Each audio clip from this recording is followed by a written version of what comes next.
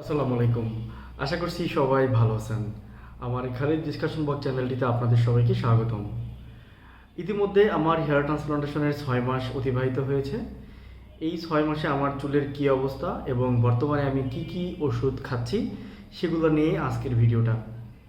যারা hair transplantation করেছেন তাদের জন্য এই ভিডিওটা খুবই উপকার হবে এবং যারা ফিউচার প্ল্যান করতেছেন হেয়ার ট্রান্সপ্লান্টেশন করার জন্য তাদের জন্য উপকার হবে।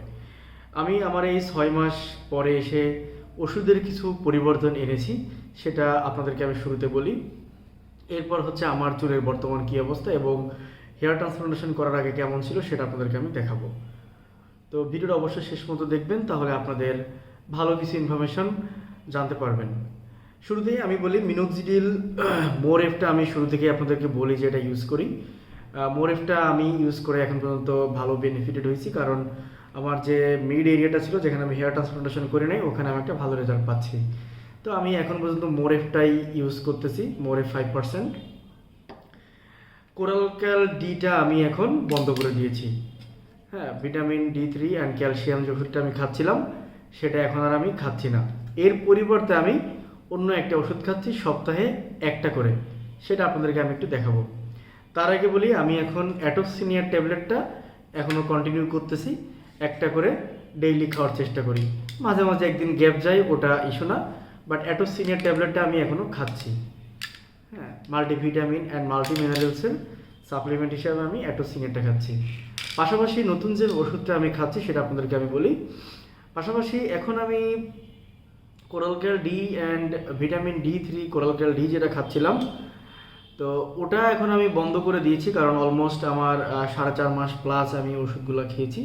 তো আপাতত আমি কিছুদিন এই ওষুধটা গ্যাপ দিয়ে এখন আমি হচ্ছে রেডিভিট ডি ট্যাবলেটটা খাচ্ছি।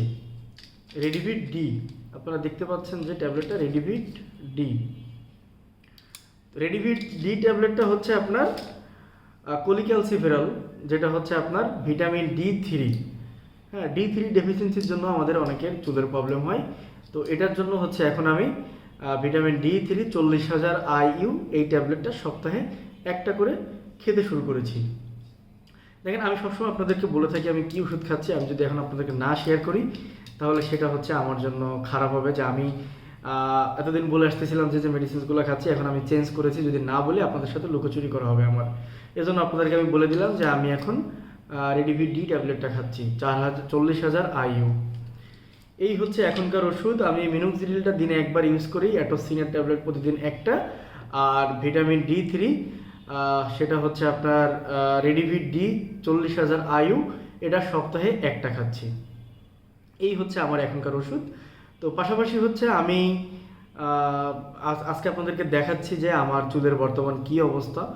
তো আপনারা অনেকেই কমেন্ট করে বলেছিলেন যে আপনার চুলের অবস্থা তত বেশি ভালো না। দেখেন, আমার যে হেয়ার ট্রান্সপ্লান্টেশন কোয়ান্টিটি ছিল সেই হিসাবে আমি যদি বলি আমার চুলের অবস্থা আলহামদুলিল্লাহ অনেক ভালো।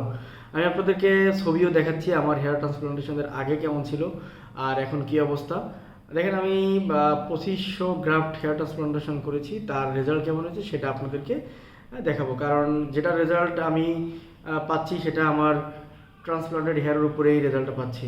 হ্যাঁ, তো আমি রেজাল্ট অনেক বেশি আশা করি না, যেটা আমি করেছি সেটাই আশা করতেছি। তো ভিডিওটা আপনারা শেষ মতো দেখুন, তাহলে হচ্ছে আমার হেয়ার ট্রান্সপ্লান্টেশনের রেজাল্টটা দেখতে পারবেন বর্তমান, সামনে পিছিয়ে দুই জায়গায়। আমার ভিডিও ভালো লেগে থাকলে আমার চ্যানেলটিকে সাবস্ক্রিপশন করবেন, আমার জন্য দোয়া করবেন। আল্লাহ হাফেজ, আসসালামু আলাইকুম। Front area and crown area দুটোই আপনারা দেখতে পাচ্ছেন। বেসিক্যালি আমার দুইটা জায়গায় কী অবস্থা ছিল সেখান থেকে এখন কী অবস্থা, দুইটা আপনারা ডিফারেন্স বুঝতে পারবেন।